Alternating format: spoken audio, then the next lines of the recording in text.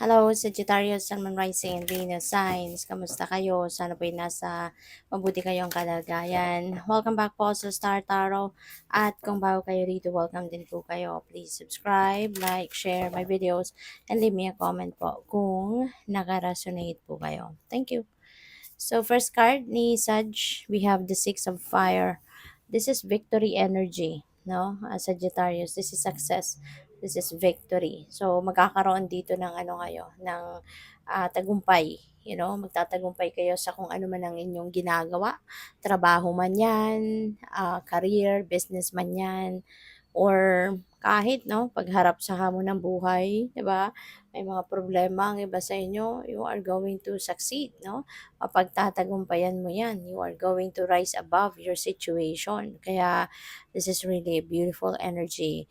And kung kunyari sa trabaho ninyo ito na magtatagumpay kayo, talagang maaring magkaroon din kayo dito ng financial reward. Magkakaroon kayo ng bonus or po pwedeng mabigyan kayo ng pay raise, 'di ba? Or panibagong or promotion, 'di ba? Yung ganon. Kaya this is definitely a beautiful victory para sa iyo.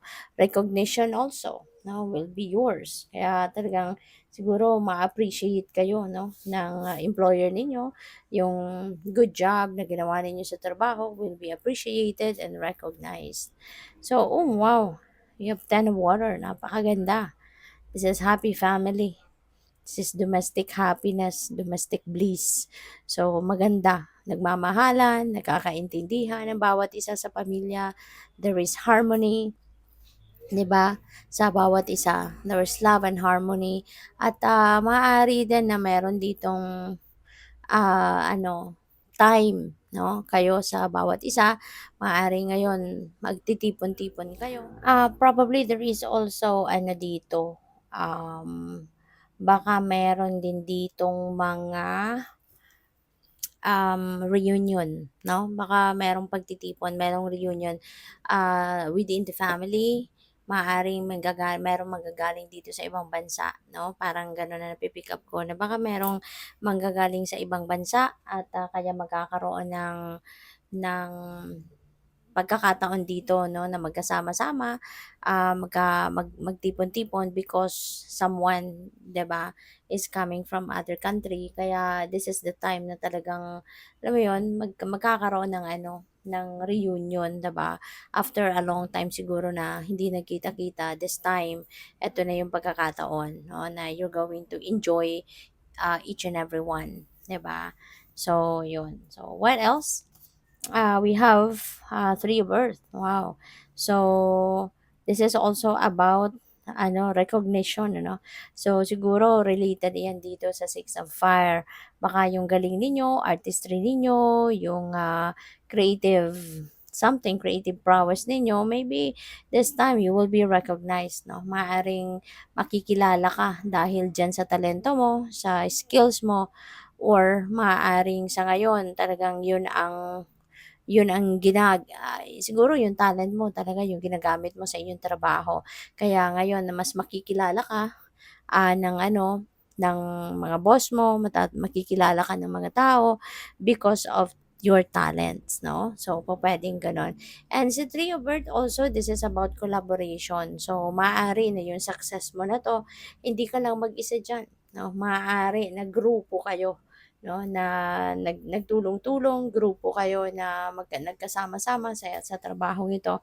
Kaya yung tagumpay nila ay tagumpay mo din. So, talagang merong talent dito, no, na maaring nagsama-sama, nagtulong-tulungan kayo, no, gamit ang inyong mga talento, nag-ambag-ambag, kaya you are going to succeed all together, 'di ba? So, that's really beautiful. At siguro merong collaboration talaga dito na nangyari. Kaya nag-succeed kayo, no, sa pagsama-sama ninyo, 'di ba? Nag-contribute ang bawat isa, 'di ba, sa kung ano man ang mga ginawa ninyo. So, good luck. What else? We have expansion. Ayan. So, dahil din siguro ito sa mga blessings, no, na dumating, dahil din dito sa success ninyo, kaya magkakaroon din kayo siguro ng idea na it's about time na for you also to think about expansion. no? So, ito yung pagkakataon na mas magiging excited kayo na sige para mas mag-ano tayo, mas umasenso tayo, yumaman na tayo, yung mga gano'n. So, ito na yon, 'di ba? No, na time na for you to to exert extra effort, 'di ba? Para na mag-expand na kayo.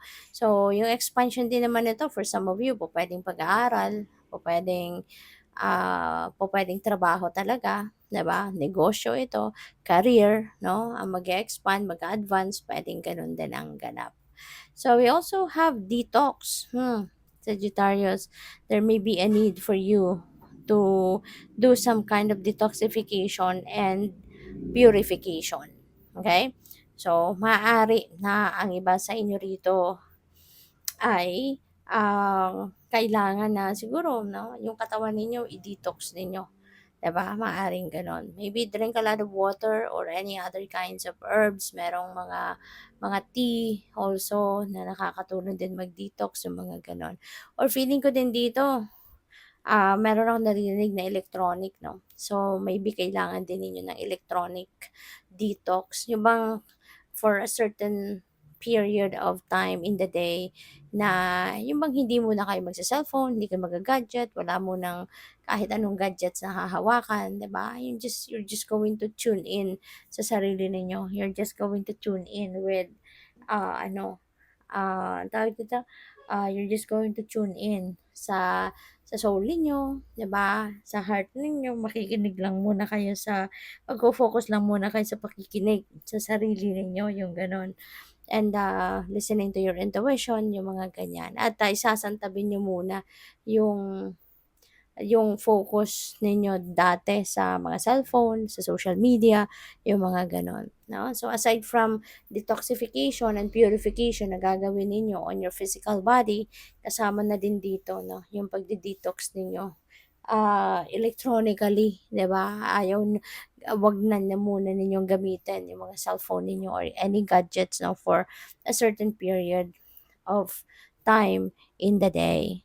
So, we have reflection, para makapag-reflect kayo. So, tama, 'di ba, na itabi muna yung mga cellphone ninyo at other gadgets and even TV, 'wag muna kayong manood, 'wag muna kayong mag-gadget and do some kind of reflection, 'di ba? Tapos na yung Holy Week, pero hindi naman necessarily na during Holy Week lang tayo magre-reflection, 'di ba? We can still do reflection anytime, 'di ba? At maaari ito yung kailangan ninyong gawin sa ngayon din. Baka you didn't have the time na makapag-detox, makapag-reflect during the Holy Week. So, ngayon, puwede niyo pa rin namang gawin yon. So, habang kayo ay mag mag yung hindi muna kayo magso-social media, hindi muna kayo magse-cellphone or magga-gadget, then that is also the best time that you spend time reflecting, 'di ba? Para matanggal ninyo talaga yung mga mind chatter ninyo, ma-unload ninyo yung mga stress, yung gulo sa isip ninyo, yung mga ganyan. Okay? So, good luck sa'yo. Thank you for watching. Love and light. Namaste.